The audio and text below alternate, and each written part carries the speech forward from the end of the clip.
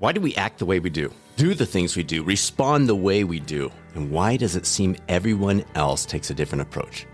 The answers to those questions and many more are part of why the Enneagram has become one of the most sought-after resources by those from all walks of life to enrich both our personal and our professional lives. Today, we have the incredible pleasure of welcoming one of the people responsible for popularizing the Enneagram, Ian Morgan Cron.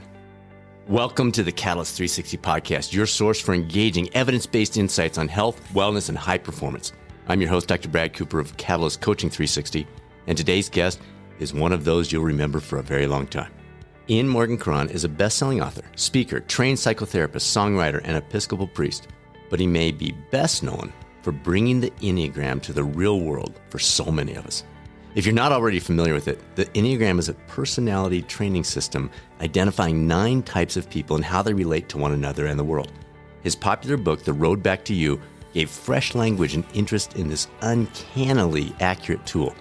His newest book, The Story of You, helps readers go a step further, using Enneagram wisdom to uncover and rewrite their own false narratives so they can live more fully and enriching in their personal and professional lives in the process. Ian and his wife, Anne, well, they live in Nashville, Tennessee. One of the things we love about today's discussion about the Enneagram is it's another reminder of the unique aspects of each and every one of us. With all the incredible advancements of artificial intelligence tools and insightful algorithms, in the end, we are all unique. And that's why personalized, nationally board certified coaching makes all the difference in helping create lasting, meaningful change. If you're an employer, EAP, or wellness service provider looking to integrate the very best in coaching into your program or platform, Catalyst Coaching 360 might be exactly what you've been seeking. Please contact us. Results at catalystcoaching360.com. That's results at catalystcoaching360.com. Or reach out to me directly, 303-521-1570, and we'll set up some time to discuss options. Now, it's time to go beneath the surface with Ian Morgan Cron on the latest episode of the Catalyst 360 podcast.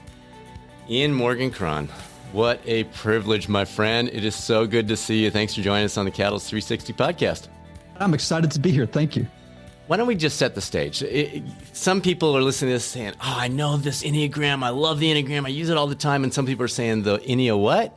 So maybe just set the stage. Give us an overview of the 9 types, maybe a couple of words with each one, maybe a 10,000-foot view. Again, thanks for having me. I'm always excited to speak about the Enneagram. I've never used a tool as powerful and helpful to leaders and other people alike who are just trying to figure out how to move through the world with more wisdom and emotional intelligence. So the Enneagram is an ancient personality typing system. It teaches that there are 9 basic personality styles in the world, one of which we gravitate toward and adopt in childhood, just as a way to feel safe, to cope and navigate the new world of relationships in which we find ourselves. Now, each type has an unconscious motivation that powerfully influences how that type habitually and predictably acts, thinks, and feels from moment to moment.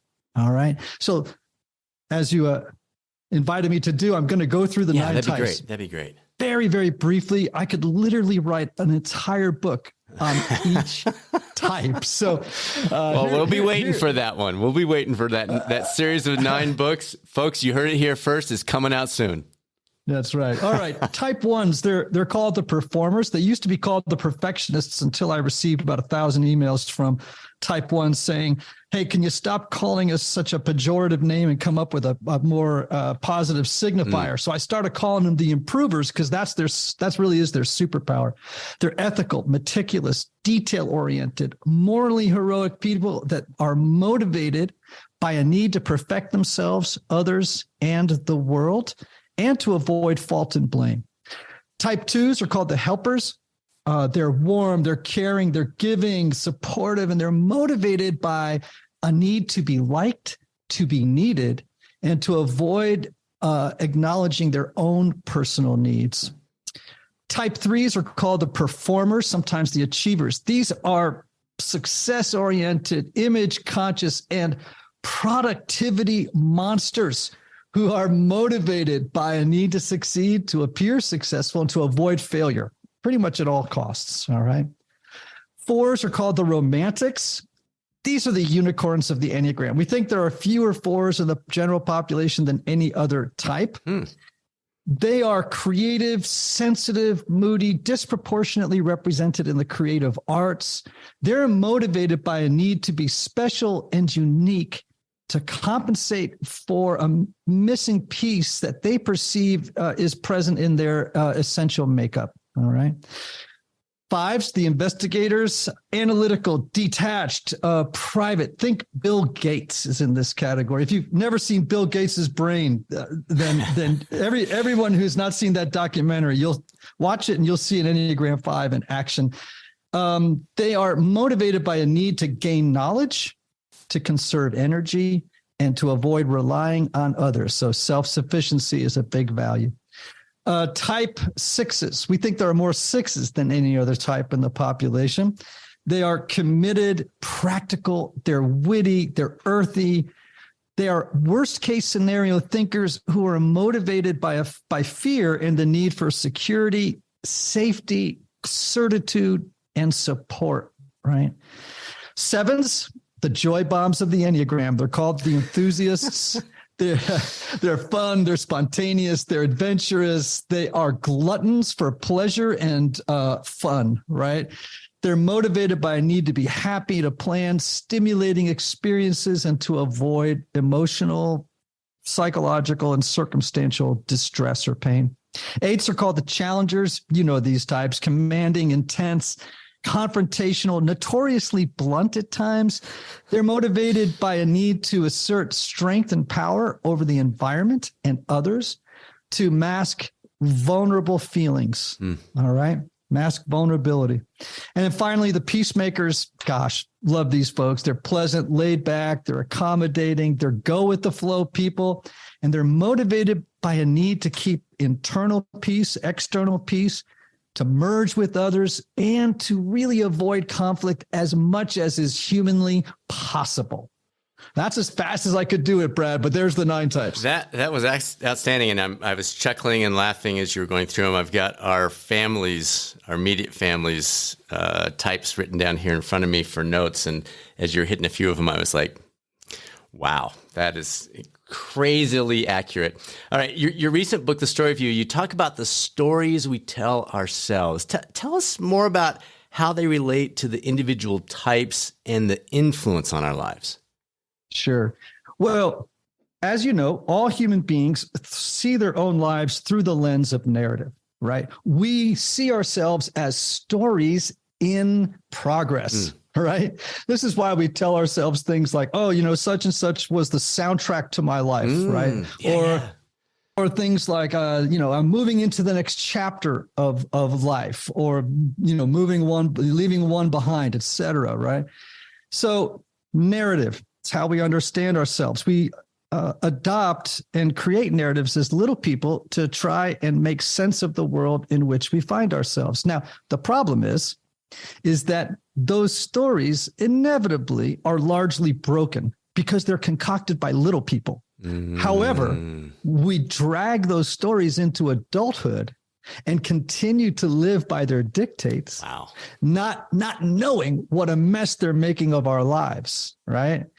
So if you noticed, each of the stories or these unconscious motivations I just read to you, are the broken stories each of these types tell themselves and others about who they are and how they think the world works, right? So if you were a 1, you tell yourself that in order to be loved and appreciated, that you have to perfect yourself, others, and the world. Now, that's a broken story that made sense to you as a little person, but that makes a mess of your marriage, of your work, and your life as an adult. Yeah. And until you out that story, you can't rewrite a new one and live into to becoming the highest expression of who you can be. So the Enneagram is not finding or moving into your core self. It's realizing where that story began, the faults in it, and how to move beyond it. Yes, and. Okay, good. Okay. The Enneagram reveals that what's best about you is what's worst about you, and what's worst about you is what's best about you, right? Now, we suspect that you are an Enneagram 3. Am I correct? From everything I've seen, that seems to be the most accurate. Yes. Okay.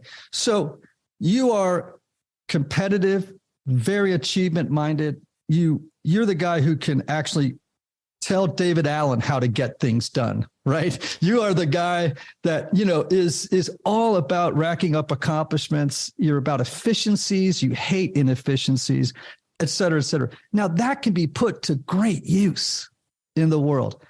It can also be your undoing. Yeah. If you're not in charge of that story. Yeah. Excellent. And we might play with this a little bit at the end. We may do a little brief typing interview. We'll see how the time is looking, but this is fun. How's the Enneagram played a role in your story? Sure. Well, I was first exposed to the Enneagram when I was in graduate school studying to be a counselor, a psychotherapist.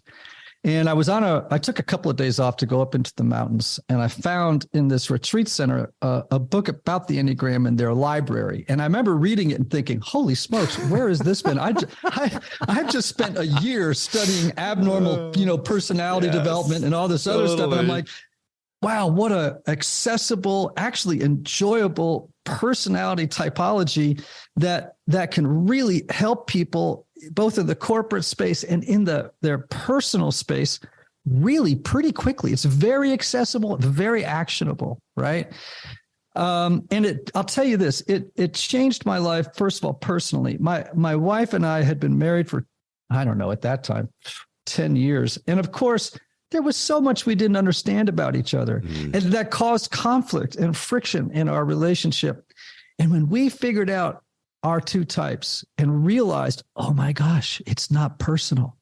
That, oh my gosh, this is about your architecture, right? And then what came up for us?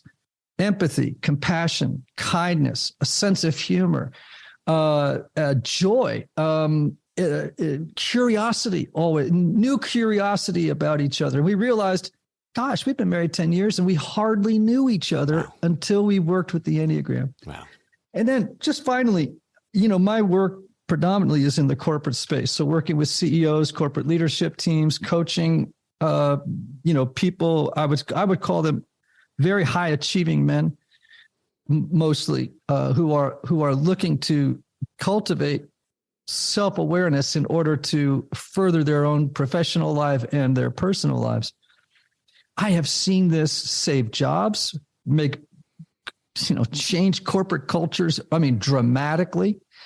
It's just so fun to go to bed at night knowing you're going to get up in the morning and make your living, improving people's professional and personal spaces. It's wonderful. What a gift. No kidding. We're in a similar type of world. I've heard you talk about the need for balance on the Enneagram, with the three centers being intelligence, instincts, wings. Can you tell us a little bit more about what you mean by balance and some of those different aspects of the Enneagram that maybe some of the more advanced folks might be saying, yeah. Talk about that stuff. Sure. Well, the Enneagram, if you saw the diagram, there is a diagram around which you have all these different types plotted, right? Which also explains the word Enneagram. Ennea means 9, gram means drawing. So this is a 9-pointed geometric figure around which these types are plotted. Now, 3 of them are in what's called the gut triad, right? 3 are in what's called the fear or head triad, and 3 are in the heart or what's called the feeling triad. Now, why is that? We are 3-brained creatures. People tend to think that that their intelligence lies only in their brain, in their head, right? But actually, we have 3 brains. Your gut, for example, tells you stuff all the time. It has an intelligence that speaks to you. Your heart tells you stuff all the time, right? We know this. Anyone who's been in a relationship with somebody knows the heart communicates, right? And then we also have, obviously, the brain that speaks to us. So we tend to over-rely on one and dismiss sometimes, or, kind of like relegate the other 2 to like, well, whatever status, sure. right? Yeah. So if you're an 8, 9, or 1, you over-rely on the gut You are gut-based people, man. If you are 2, 3, 4, you're in the heart triad. If you're 5, 6, or 7, you're in the head or what's called the fear triad. Now, if you're an 8, let's say you're in the body or gut triad. What I want you to do is bring into balance the head and the heart. So now you have access to all 3 brains, right? And the Enneagram reveals to you how you can bring that balance about in your life. And actually to move from a life that's kind of a black and white to high def, because now you have 3 intelligences all operating in your life. And so you've got some really powerful new tools, for example, in the realm of decision making, right? One example, I'm a heart guy. I make a lot of decisions out of the heart, right? But I have learned now that, guess what? I need critical thinking involved in decisions as well. Head. Oh, by the way, I need to trust my gut sometimes.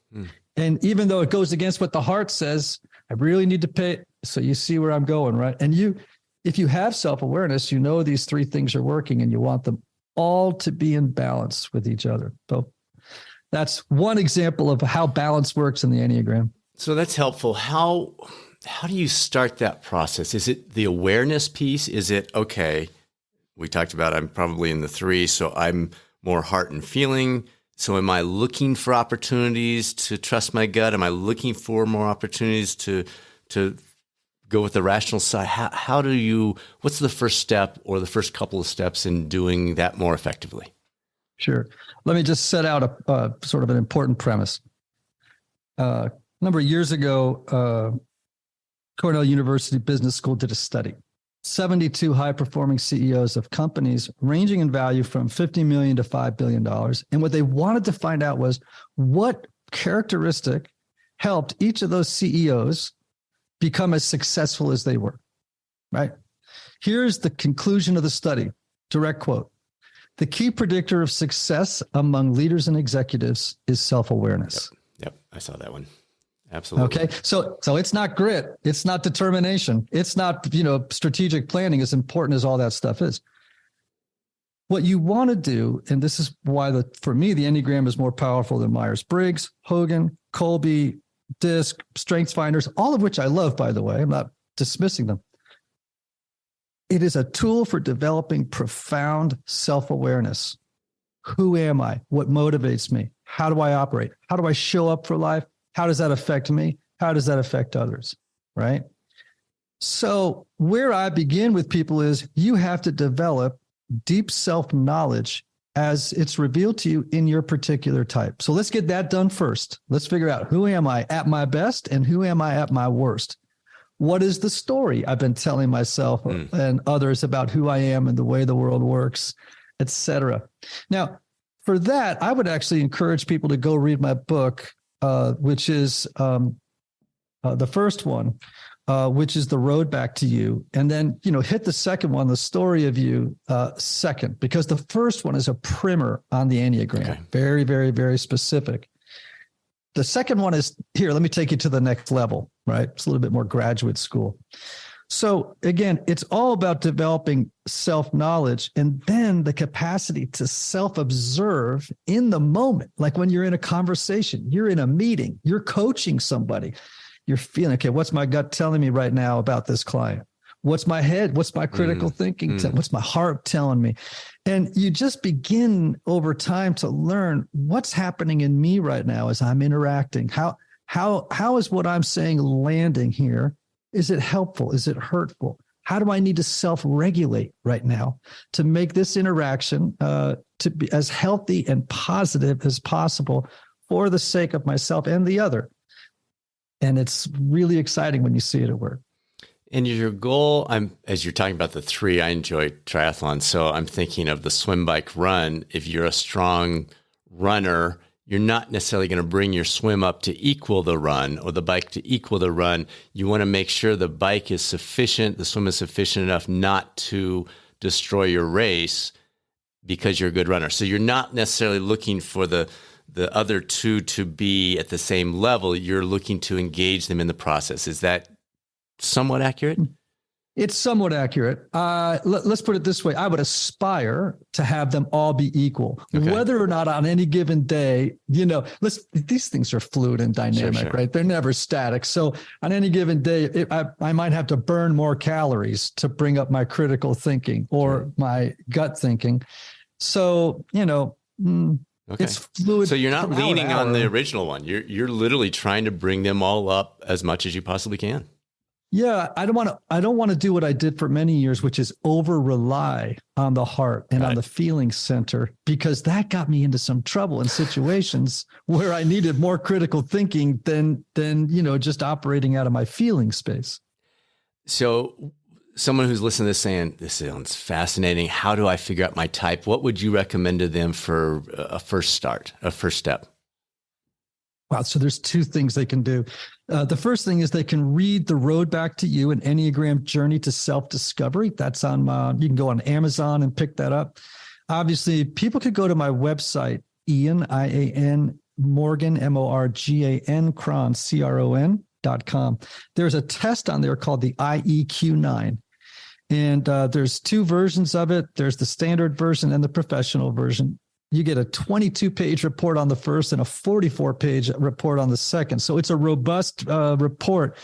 There's also a couples report, which is fantastic because let's say, Brad, do you know what your wife's number is? I do. She is a 9. Oh, awesome. Okay. By the way, we could have a long conversation about 3s and 9s married together. It sounds like it. She's amazing. Yeah. So you guys could take that test and what it would reveal is very specific to you. How do we get along? What are our challenges? How can we grow? What do we need to watch out for? What are the opportunities, et cetera? So, I just commend, all of those resources to people. And obviously there are courses on my website that help walk people through type. And, also I have a new course called the Enneagram in Business, which I'm stoked about. It's just a great course about how to bring the Enneagram into the professional sphere. So, and we'll have a link to his website on the description of this for folks that are listening to it. All right. So we have a lot of coaches, health and wellness coaches specifically, that are listening. If a client came to them and said, I'm a type whatever, how would this information be helpful to a coach who has some insight on the Enneagram? It's going to save you enormous amounts of time. The Enneagram would reveal to you, like immediately, information about the interior world of your client that would probably have taken you years to put together because you'd be operating in this space of like, well, it just is going to spit out to you information that is organized, efficient.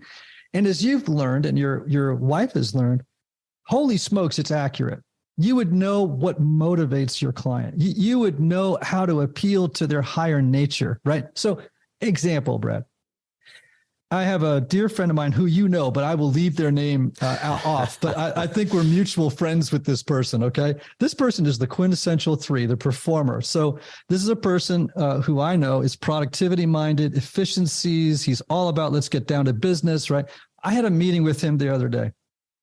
Now, I am not that kind of guy, but I know when I go into that meeting that I got to get down to business quickly. I got to get to the efficiencies. We got to talk about goals. We got to talk about strategies. We got to talk about dates, by when things will be accomplished, who's doing what, when, et cetera.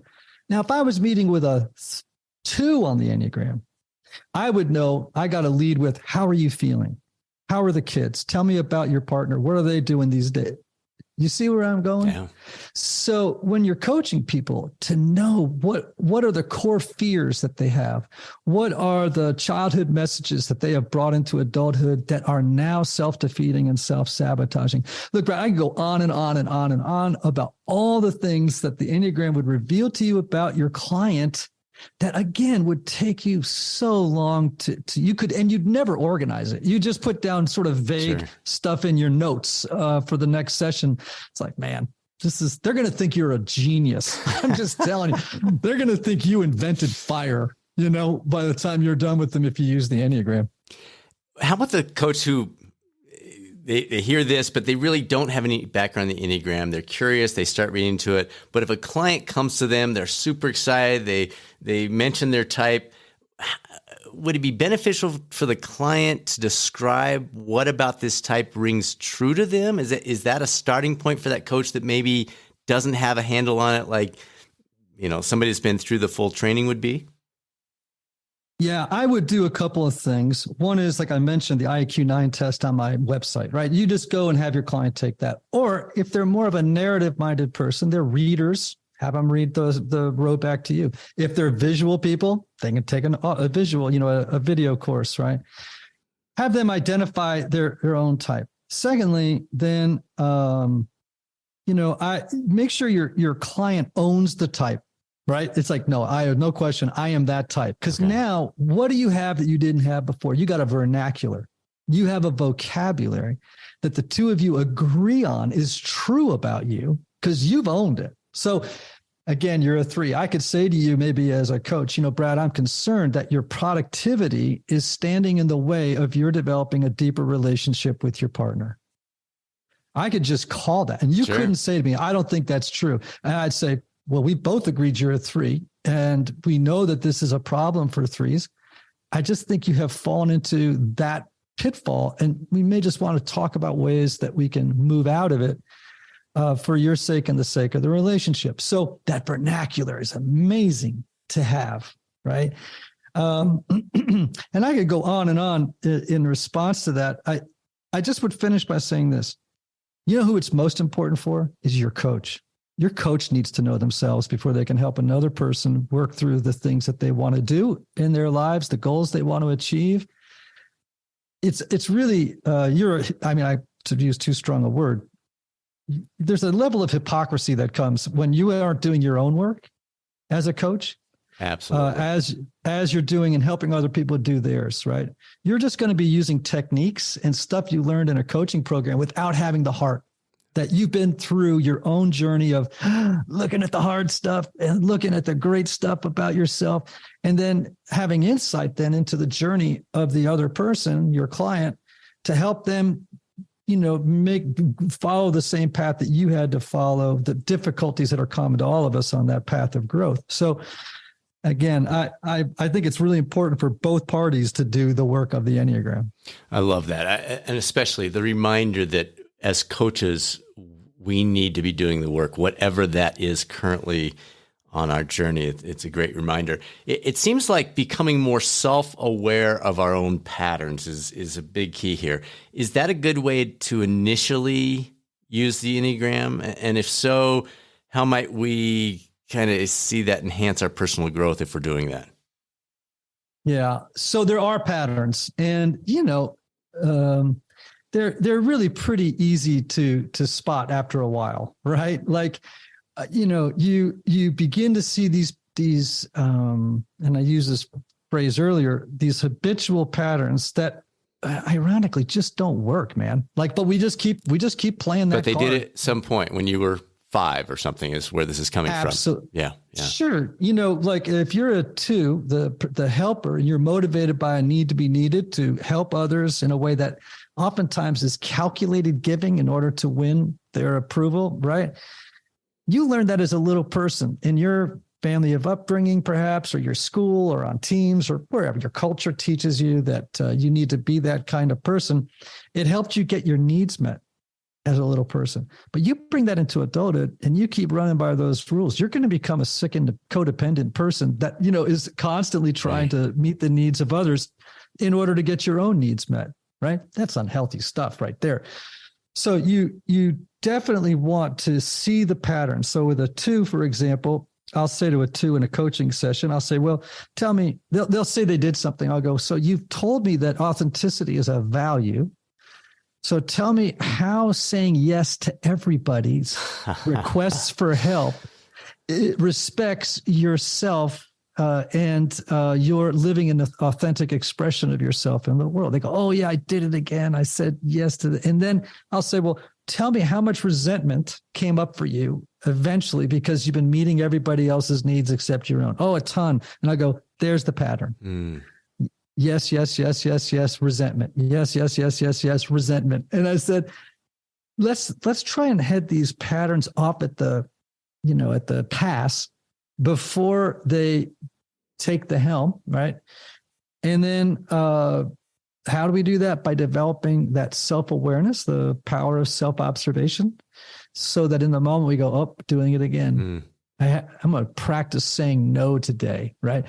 I don't know about you, but at the end of my coaching sessions, I never leave a client without something to do, right? Yep. I just never, I got an action. We got to have an action coming out of this to talk about next time. We got to have accountability. Who's going to do that, et cetera.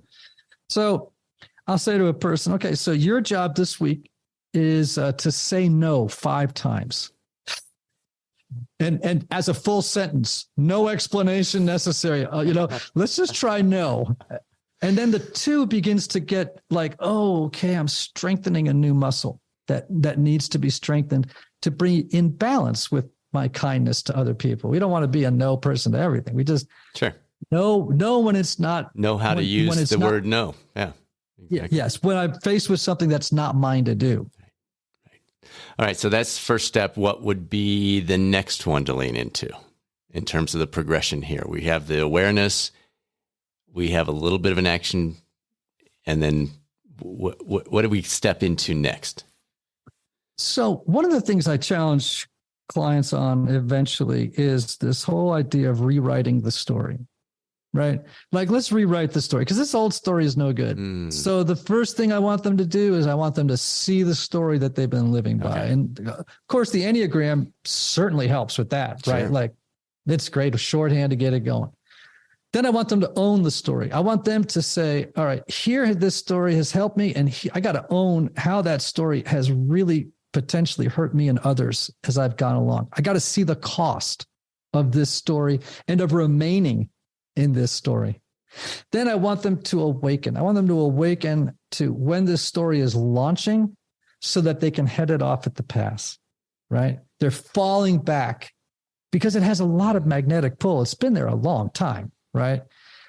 And then I want them to rewrite. And in the story of you, that second book, I talked to them about exactly how to do that. Like, what is the process of rewriting a story around your adult values and your adult desires to live in the world in a way that is aligned with who you truly are as an adult, not as a kid, right?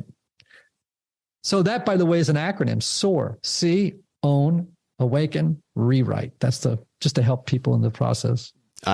We use that term a lot, so I know what you said, but do that one more time for people that are like, wait, what? SOAR? What are we doing here?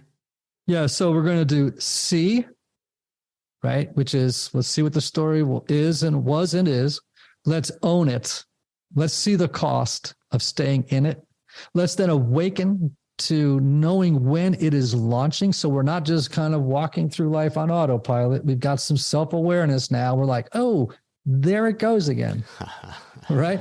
Just like the 2 who goes, oh, there it goes again. I'm just walking around saying yes to everybody. Do I want to live in that old story anymore? No. What do I do? I'm going to start saying no. And then that leads naturally into the rewrite, sort of step on the journey. And you're going to go through this process again and again and again and again. It's just the nature of how life is. There are no hacks to growth, self-growth. There's just none.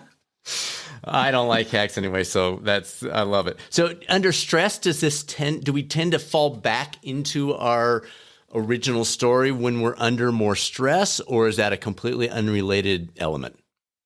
Yeah, it's one of the things I love about the Enneagram is it takes into account the fact that our personality, or our story, if you want to use that idea, is fluid. It's different when we're under stress and when we're feeling secure. Right. So yes, you definitely start to fall back on the old strategies that unfortunately don't work when you're under stress. Right. I think when you're healthy, you have a deep awareness of who you are. You are able to know this is where I go when I'm not doing great. And so you can spot it when it starts to happen and make adjustments. Yeah. Right. I'm not a pilot, but it's almost like I've heard you're about to be, though, my friend. Oh, I haven't think 2023. You're going to be, this is your year adventure. We're going to take flying lessons this year. That's the problem with us doing podcasts. You put it out there, and now you got 1 million people holding you accountable. So you're not a pilot yet. You're not a pilot yet. You just have to talk to my Enneagram 9 wife about my going up on an airplane. It disturbs her peace. Okay. But you're always adjusting trim, or if you're in a boat with a sail, boats don't travel on a perfect straight course. You're constantly moving that sail around to maintain an approximate course. And that's how it is in life with these things. I don't worry about perfection, man. I think about progress. Love it. Me too. Okay. So you've kind of dipped your toe into it, but let's talk about how knowledge of the Enneagram can be helpful in relationships and family dynamics. Oh boy. All right. I know. I got a family, man. I got an 8-child, a 9-child, and a 7-child, an enthusiast, a peacemaker, and a challenger. I got a peacemaker wife, and I am a romantic, or what's called sometimes the individualist. And I'll tell you what it's done. It has helped us deeply appreciate the best of each other and to give us a sense of humor about the stuff in our lives that often bumps against each other. And also a language to talk about it when things are not going well, right? So, for example, you're a 3, you have a 9 wife. Let me just make up a scenario. You are a hard-driving, ambitious, competitive, again, productivity-minded, task accomplishment-focused person who is at times afraid of failure and for whom success really matters. Okay? That is not true with your wife. Your wife is a laid back, go with the flow person who is actually not as complicated as you are as a human being. I think she's pretty complicated, but if you say so. Well, let me say this. I didn't say simple. What I mean is that your partner is pretty guileless, meaning what you see is what you get with a 9. What you see is not what you get with a 3 or a 4 like I am. We are more complicated. And both of us, along with 2s, tend to project masks and images that your wife definitely does not. She does. Who you see is who she is, man. There's no fooling with image, right? So, but she is not going to be anywhere near as productivity oriented as you are. She's going to move and process things a lot slower than you do.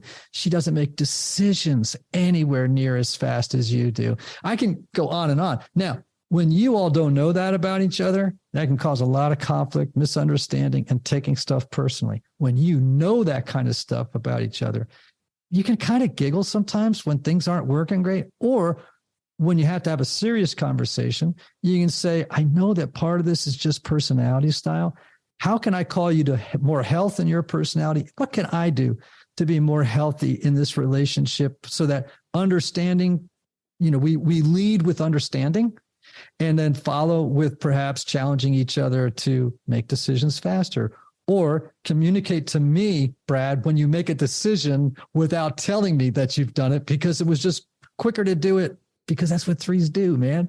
So, gosh, and with my kids, oh my gosh, they are so fun with this. And again, when stuff goes sideways at Thanksgiving, they know how to talk to each other through the lens of the Enneagram, and it resolves conflict pretty quickly. It's funny. Our kids are all married. They all got married within a little 18-month window a few years ago, and one of the things we did at a getaway is they all went through the Enneagram, and the hilarious conclusion, our daughter said, okay, so basically what we're saying here is Danielle married her father, Josh married his sister, and Ashley married herself. And we all busted out laughing, and we're like, yep, that's pretty much it. So yes, it does create humor and perspective. Like you say, we've seen wonderful things out of this just with that understanding that our 2 son-in-laws are very different. Our 2 daughter-in-laws actually are very similar.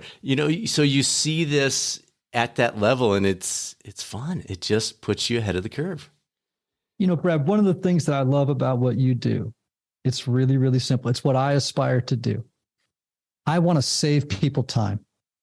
I want to teach them stuff that's going to save them time so that they can move through the world more healthily with more grace and compassion and efficiency, do things, accomplish goals more quickly because I have removed obstacles that they didn't see. Yeah.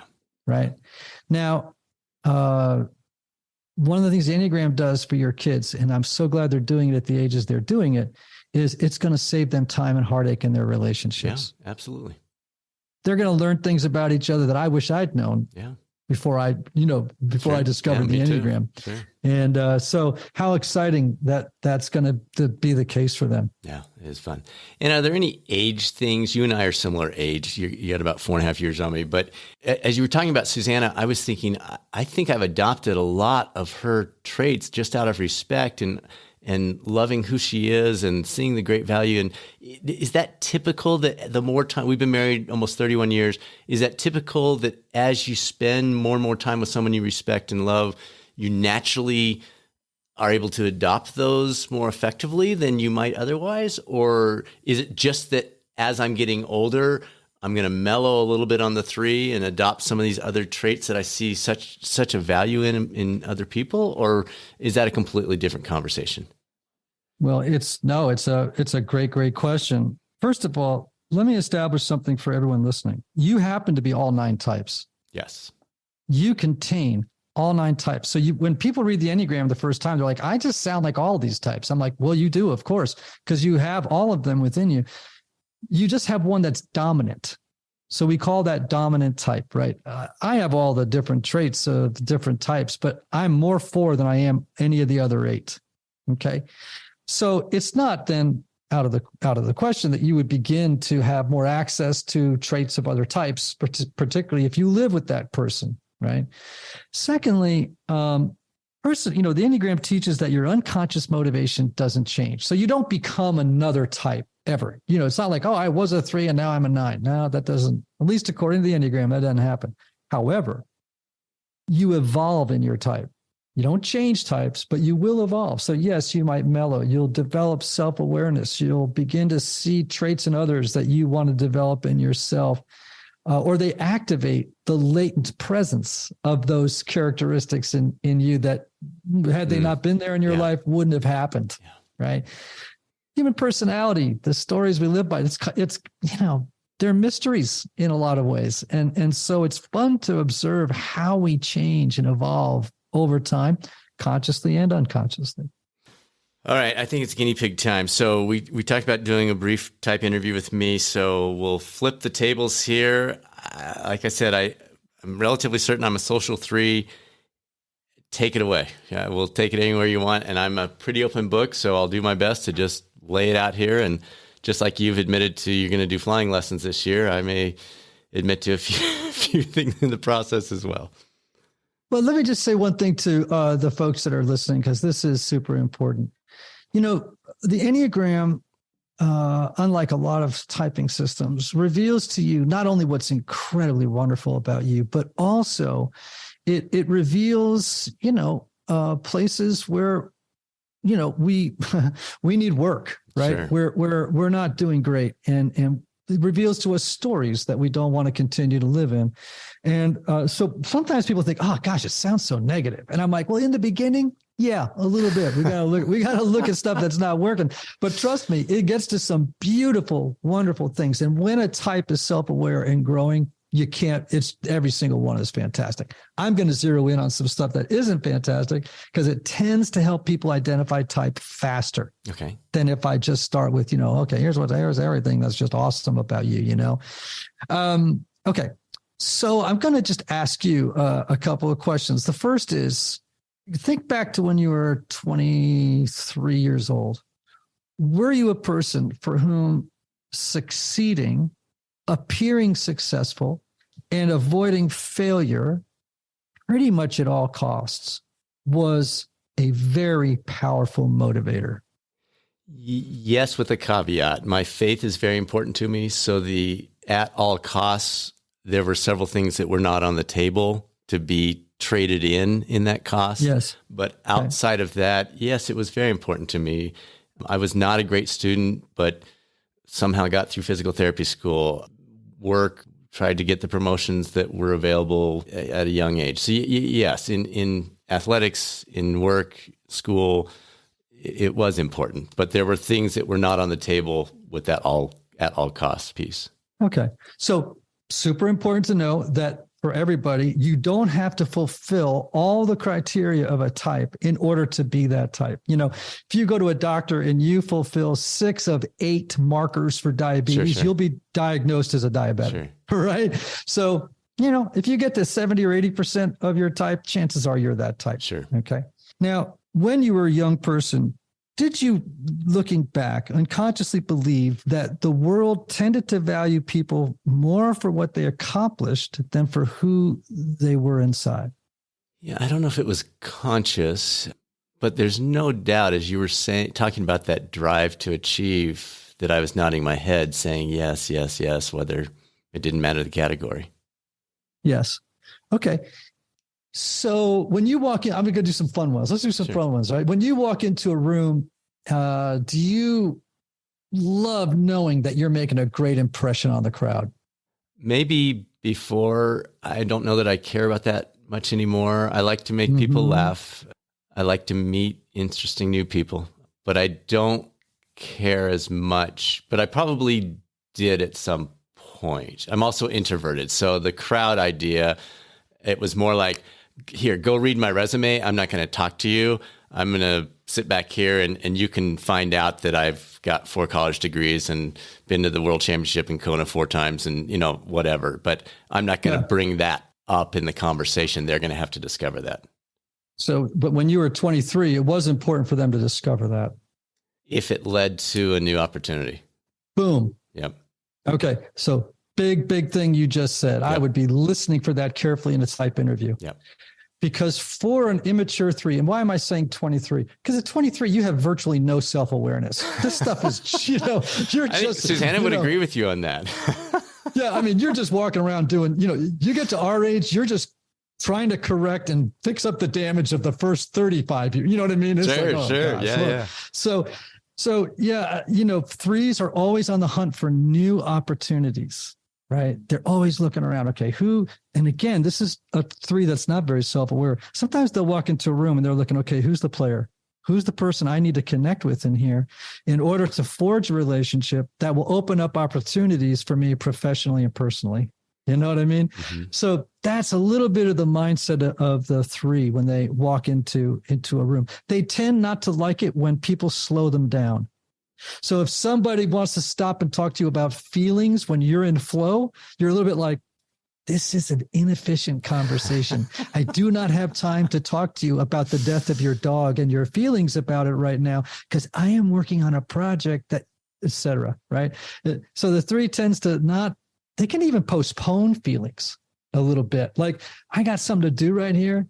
And I got to get this done. Yes, this is happening over here. I got this problem, bringing up these feelings, but I got to do this before I can address the feelings, right? I'm thinking back to, again, I mentioned I'm an introvert. I don't love the networking piece, but my first moving into speaking was I created a time management course of all things. So now you're going to chuckle a little bit on that for healthcare providers as insurance was changing. I was a physical therapist during that period when they were changing from, we'll pay for everything to you have limited visits, you have limited time. And so that was kind of where I made had some opportunities come up because I created this course and this massive company I worked for loved it and sent me around the country teaching it to everybody. So the time piece makes me chuckle because yes, that was a turning point in my career based on something I just loved. It wasn't something I had to work hard to put together. I enjoyed putting it together. I enjoyed trying to help people be a little more efficient. So you probably, now this part of this may be your introversion, which is, in a type interview, I would bake into my calculations here a little bit. But chances are you're not someone who tends to talk much about your personal life with other people. You tend to be more personable than personal with other people. Meaning? You're just probably not very revealing about personal things in your life with other people. You tend to be personable, charismatic, very friendly. People might even feel like you're a person they're intimate with, but actually not so much. And maybe this is where I've adopted a lot of Susanna's type because I think I do. I think I've led Bible studies my whole life and And maybe it's the faith piece that comes back in and says you can't connect with someone if you're not willing to share the depth of who you are too. So that one doesn't resonate so much, but maybe I'm more careful than I'm aware of. Okay, so you're actually expressing a value here, and that is sometimes, and this happened to me so many times, I may ask you some of these questions, and I'm going to say to you, stop and ponder, because you'll have an immediate response, and the immediate response actually may be something where it's like, that's a value, but if you stop and think about it, it's actually not a value I'm living. But intellectually, I agree that being vulnerable and transparent is a way to develop relationships. Mm-hmm. I might say to you, spend a couple of weeks really thinking about whether or not you do that, or if it's just something you think you should do. And so you've sort of agreed with me through the lens of, yes, I do that. Sure. Right. Sure. So now again, I could go through this. I mean, based on the things that you've already said, you definitely smell 3-ish, right? I never tell a person their type because I want them to, absolutely. I want them to really own it. Self-discovery. But my hunch is based on what you said, and plus your wife thinks that you're a 3, right? She does. I take that. It's not the ultimate data point, but I do take that into account. You're 58 years old, right? 57 years old. And you've learned a lot. You've experienced some suffering in life. And that's going to affect some of this, which is why I keep going to the 23 thing, right? And you have evolved in some areas. I would say that you continue to be somebody, to one degree or another, for whom success is important. And at times it's been too important. If we could run down that path a little bit, because it absolutely, positively was super important for 2 decades or more. I don't know that it's critical as much anymore. I legitimately feel like, and maybe it's because we're in a different situation with our life and our company and all that, but I literally can look you in the eye and say, we want impact now. We don't care if anybody knows our name. We don't care if anybody, we need enough to pay the bills. But beyond that, the success piece it was there, but I don't know that it is. Maybe it's hiding. I don't know. When a 3 is healthy and they've really done some great growth, the Enneagram teaches that they would go to what is called the healthy side of 6. So let me describe that to you. So when a 3 is doing great, they start to look like a healthy 6. Let me describe that to you. You tell me if this sounds more like you. When a 3 is healthy, they're no longer afraid to share failures with others, but they're like, this is where I went south. Here's what I learned. I hope that helps. Yes, totally. Right? A 3 who's gone to the high side of 6 because they're evolved and they're self-aware no longer needs to drive the bus. They're okay being another bozo on the bus, right? A healthy 3 that is on the high side of 6 is someone that is more concerned about the team winning than about being a lone wolf and winning. They no longer need to flaunt their own success, but they're actually always talking about the success of other people and trying to help others achieve their success. And they put that actually ahead of themselves, right? Or their own success. So what I'm describing is an evolved, self-aware 3. The questions I was asking is a little bit more about an unevolved 3, right? So maybe this is helping you a little bit more in a type interview. I'm describing the high side of 6. You're nodding your head. You would not have those features in your life were you not a 3. Make sense? So sure. What I just did is reverse engineered the conversation. Right. So because I know this system so well in a coaching setting, I would be able to say, okay, he's probably evolved. I'm going to start to describe him differently to see if that rings true. And it sounds like it does. Yeah. Beautiful. Ian, this is fun. Great work. Yeah, man. Love what you do. We'll have links to all your stuff. And thanks for helping change the world for the better. Brad, thanks for doing the same. Thanks for tuning into the #1 podcast for health and wellness coaching. Thanks to you, we are seeing the greatest growth in listeners we've ever seen in our 5-year, 273 episode history of the podcast. It is so encouraging to hear the impact it's having, and we appreciate you joining us in the journey. If you've been considering pursuing your MBHWC approved health and wellness coach certification, whether it's to pursue a new career, start your own business, or enhance your clinical skills, our next cohort is launching very soon. Please reach out to us anytime to get your questions answered. Results at catalystcoaching360.com. That's results at catalystcoaching360.com. Or you can head over to our training website, catalystcoachinginstitute.com, for all the details, including information about the 6 months no interest payment option, if that's helpful. And now it's time to be a catalyst.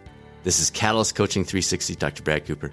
Make it a great rest of your week, and I'll speak with you soon on the next episode of the Catalyst 360 podcast, or maybe over on the YouTube coaching channel.